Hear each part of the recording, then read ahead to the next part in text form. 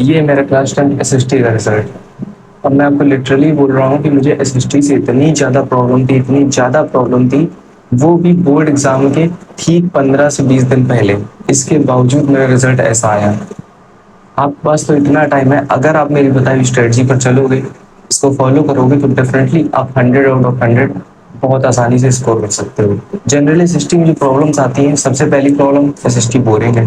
दूसरी प्रॉब्लम भाई, कहाँ से पढ़े कैसे पढ़े कुछ समझ में ही नहीं आता है। तीसरी प्रॉब्लम कि भाई लंबे समय तक कोई चीज़ को याद ही नहीं रख पाते हैं, याद रख भी लेते हैं तो क्वेश्चन से नहीं बनते हैं, सैंपल पेपर से लगाते हैं क्वेश्चन, सीधे टेस्ट में देखते हैं आगे, एग्जाम्स में देखते हैं आगे, तो भाई क्वेश्चन ही नहीं बनते हैं। पांचवी समस्या, बेस्ट रिसोर्सेज क्या है ये नहीं समझ में आता है, किस चीज़ को इस्तेमाल करें पढ़ने के लिए। तो ये पांचों समस्याओं का समाधान आज की इस वीडियो में मैं आपको बताने वाला हूँ। सबसे पहली चीज़, एसएसटी बोरिंग लगती है। बोरिंग क्यों लगती है? कोई भी चीज़ आपको बोरिंग तब लगती है जब आप उस काम को कर रहे हो बट आपको रिजल्ट ना मिल रहा हो, तो आप बोर हो जाते हो, भाई रिजल्ट तो मिल नहीं रहा है। इसका सोल्यूशन क्या है? इसका सिंपल सोल्यूशन है, वे ऑफ स्टडी, या फिर काम करने का तरीका चेंज करिए। तरीका चेंज करिए, आप पढ़ रहे हैं, पढ़ने का तरीका चेंज करिए ताकि रिजल्ट अच्छा मिले और पढ़ने में भी मजा आए। तो आपको पढ़ने में मजा आने लगा, रिजल्ट भी मिलने लगा, तो ऑटोमेटिक वो चीज़ इंटरेस्टिंग हो जाएगी, बोरिंग से इंटरेस्टिंग हो जाएगी। और बिलीव मी, मैं आपको जो चीज़ें बताने वाला हूँ बहुत ज़्यादा काम आएंगी आपके बोर्ड एग्जाम में। दूसरी चीज़, रिसोर्सेज कौन से यूज़ करें। भाई मैं आपको बता दूं, सबसे पहली बात तो आप होंगे क्लास में, आप स्कूल जाते होंगे, कोचिंग जाते होंगे कि नहीं जाते होंगे मुझे नहीं पता। स्कूल अगर जाते हो तो क्लास बहुत अच्छे से अटेंड करिए, क्लास में बहुत ज़्यादा एक्टिव होकर सुनिए। टीचर जो भी बोल रहा है अपने मुंह से, जो भी लिखवा रहा है उसको एक्टिव होकर सुनिए और लिखिए। और सीधे फेयर कॉपी में, रफ फेयर ना करिए, सीधे फेयर कॉपी में टीचर जो भी बोल रहा है उसको नोट करते जाइए। आपको जिस तरह समझ में आता जा रहा है उसको नोट करते जाइए। टीचर वो चीज़ नहीं लिखवाने को कह रहा है बट फिर भी आपको समझ में, आपको लगता है कि इस कहानी को समझने के लिए ये चीज़ इंपॉर्टेंट है, तो आप उसको लिख लीजिए। सबसे पहले क्लास को बहुत ज़्यादा अच्छे तरीके से अटेंड करना है। दूसरा रिसोर्स जो है वो एनसीईआरटी।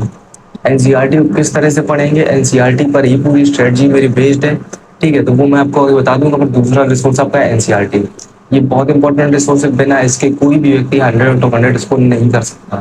किसी भी टीचर से पढ़ के, किसी भी यूट्यूब वीडियो को देख के आप 100 आउट ऑफ 100 नहीं स्कोर कर सकते जब तक आप एनसीईआरटी की मदद नहीं लेंगे।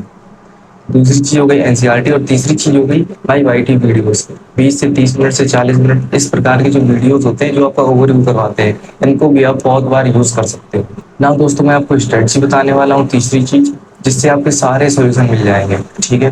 तो स्ट्रेटजी जो है वो 7 स्टेप्स में डिवाइड कर रखी है मैंने। सारे स्टेप्स बहुत ज्यादा इंपॉर्टेंट है, ध्यान से सुनिएगा, बिलीव में मजा आ जाएगा आपको। सबसे पहला स्टेप, जब भी आपको किसी भी चैप्टर को कंप्लीट करना हो एसएसटी के, चाहे वो सिविक्स का हो, इकोनॉमिक्स का हो, पॉलिटिक्स का हो, किसी का भी हो, आई मीन जियोग्राफी का हो, किसी का भी हो, ठीक है। तो आपको क्या करना है, सबसे पहले भाई, क्लास आपने अटेंड की है स्कूल में, अगर नहीं अटेंड की हो तो भी अच्छी बात है, ना की हो तो भी अच्छी बात है, ठीक है।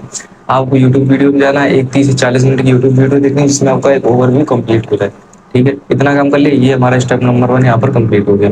स्टेप नंबर 2 क्या कहता है? स्टेप नंबर 2 क्या कहता है कि भाई आपको एनसीईआरटी बुक उठानी है और उस चैप्टर को, जिस भी चैप्टर को आप पढ़ने वाले हो, उस चैप्टर को शुरू से लेकर एंड तक, शुरू से लेकर एंड तक जो इतनी भी चीजें होती हैं, बीच में साइड में जो चीजें लिखी रहती हैं, कोई भी समरी वगैरह हो, कोई जितने पैराग्राफ हैं, सब कुछ, फोटोज वगैरह जो भी दी गई उनको सबको अच्छे से देखिए, समरी वगैरह दी गई सबको देखिए अच्छे से, शुरू से लेकर एंड तक बस पढ़ते जाइए।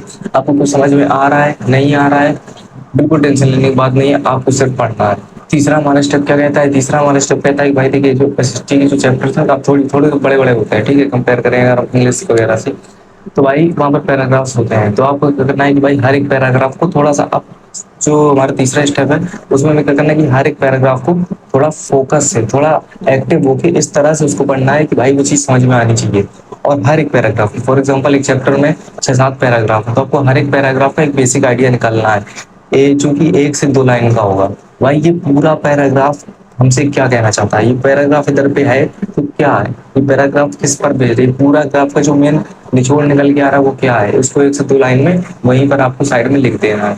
एक चीज भाई सीख लो कि एनसीईआरटी जब भी आप एसएसटी वगैरह पढ़ रहे हो तो ये ना सोचो कि भाई बुक पढ़ रहे हैं तो भाई बुक एकदम क्लीन होनी चाहिए, नहीं क्लीन होनी चाहिए। आपको जिस तरह समझ में आ रहा है आप एकदम शिशियार डालिए, मेन चीज आपको समझ में आना चाहिए। बुक क्लीन करने से आपको कुछ नहीं मिलेगा, ठीक है। तो बेसिकली ये चीज ठीक रहेगी। तो स्टेप 3 आपको यही है कि भाई सारे पैराग्राफ्स का आपको एसेंस निकाल के उसको साइड में लिख लेना है 1 से 2 लाइन में। और फॉर एग्जाम्पल किसी पैराग्राफ में आपको यहाँ पर क्या करना है, फॉर एग्जाम्पल पैराग्राफ में जो वर्ड्स होते हैं, और यहाँ पर आपको एक चीज और करनी है, फॉर एग्जाम्पल पैराग्राफ्स में जो वर्ड्स होते हैं ना, अब वो फॉर जर्नलिज्म, कैपिटलिज्म इस तरीके से। अब आपको उनका मतलब नहीं समझ में आया तो क्या करना है भाई, सिंपल से भाई गूगल निकालो, चैट कुछ भी आप चैट जीपीटी वगैरह निकालो, उसका मीनिंग टाइप करो, ठीक है, या फिर उसको स्कैन करो और भाई उसका मतलब निकल के आ जाएगा, उसको पढ़ लो, फिर वापस पैराग्राफ पे आओ तो आपको वो लाइन समझ में आएगी, पैराग्राफ समझ में आएगा। ठीक है। स्टेप हमारा 4 क्या कहता है, बहुत इंपॉर्टेंट चीज कहता है ये, क्या कहता है, सबसे पहले आपको एमसीक्यूज फाइंड करने हैं। अब आपको देखो स्टेप 3 में एक बार और इसी तरह से आपने चैप्टर पढ़ लिया था, स्टेप 4 में वो क्या करना है, फिर से चैप्टर को शुरुआत से पढ़ना है। पर इस बार वो आपको क्या करना है, इस बार आपको उसी पैराग्राफ से, हर एक पैराग्राफ से एमसीक्यू फाइंड करना है। एमसीक्यू क्या हो सकते हैं, कोई फैक्ट हो सकता है, कोई डाटा हो सकता है, ठीक है, कोई डेट हो सकती है हिस्ट्री में, ठीक है, इस प्रकार की चीजें, कोई इंपॉर्टेंट चीज होता है, कोई इंपॉर्टेंट नेम हो सकता है, ठीक है, कोई इंपॉर्टेंट करेक्टर का नेम होता है भाई हिस्ट्री वगैरह में, ठीक है, तो इस प्रकार से।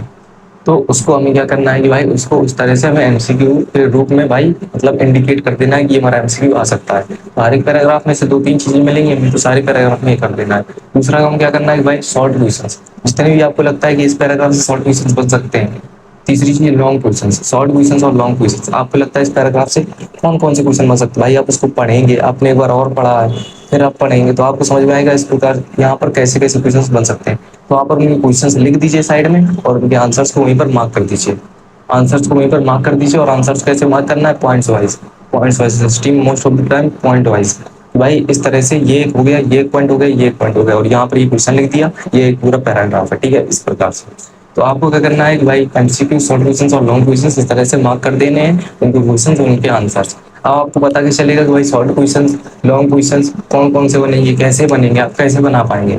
तो उसके लिए एक रूल है, WWH rule, what when and why rule, या फिर आप इसी तरह से what when and how, what why and how, इस प्रकार से, ठीक है। तो आपको ये रूल इसमें अप्लाई करना है। जब आप ये rule what why and how in question word का इस्तेमाल करेंगे उस पैराग्राफ में, तो आपको वहां से क्वेश्चन से निकलते हुए दिखेंगे, शॉर्ट क्वेश्चन और लॉन्ग क्वेश्चन।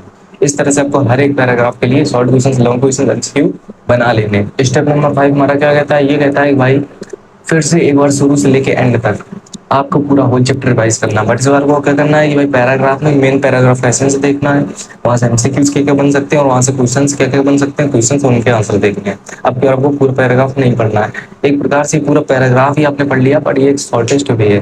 तो भाई इधर से अगर मैं टाइम देखूँ कितना टाइम लगेगा आपको एक चैप्टर पढ़ने में, एक चैप्टर को मास्टर करने में, एसएसटी की स्टेप नंबर 1 20 से 25 मिनट लगेंगे, ठीक है, मान लीजिए 30 मिनट लगेंगे। स्टेप नंबर 2 20 से 30 मिनट इसमें भी लगेंगे, 1 घंटा हो गया। स्टेप नंबर 3 30 मिनट ही भाई इसमें भी लगेंगे, ठीक है। स्टेप नंबर 4 इसमें आपको 1 घंटा लग जाएगा, कितने हो गए, 2.5 घंटे हो गए।